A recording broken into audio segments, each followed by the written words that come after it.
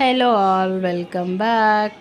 ఈరోజు నేను chicken kebab చేయబోతున్నాను. ఎలా చేయాలో చూద్దామా.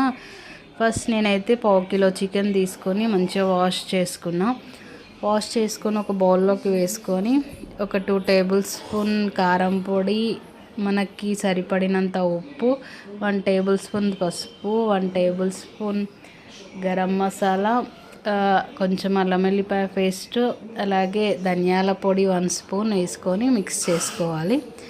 ఇంకా నెక్స్ట్ ఒక 2 టేబుల్ స్పూన్ పెరుగు వేసుకొని ఇలా కలుపుకున్నాక మనం ఫ్రిడ్జ్లో మ్యాగ్నేట్ చేసుకోవాలి.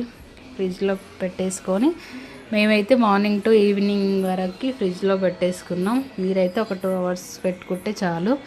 ఇంకా ఈవినింగ్ కదా, స్నాక్స్కి అలా బాగుంటాయి టేస్ట్ అన్నట్టు ఇంకా ఈవినింగ్ అయితే ప్రిపేర్ చేసుకుంటున్నాం. మనకి ఇది చికెన్ కబాబ్ చేసుకోవడానికి బయట మిషన్స్ దొరుకుతాయండి.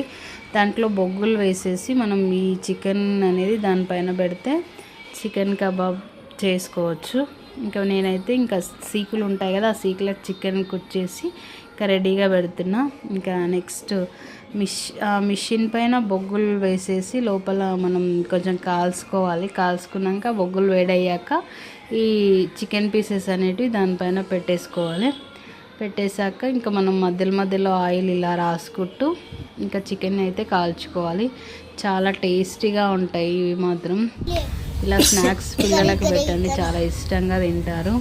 ఇంకా నెక్స్ట్ ఇలా మధ్యలో కాల్చుకొని తిప్పేసుకుంటూ ఉండాలి. 1 సైడ్ ఇలా బ్లాక్ అయినాక నెక్స్ట్ సైడ్ ఇలా తిప్పేసుకుంటే మనకి మంచిగా లోపల పచ్చిగా లేకుండా మంచిగా కాలుతాయి.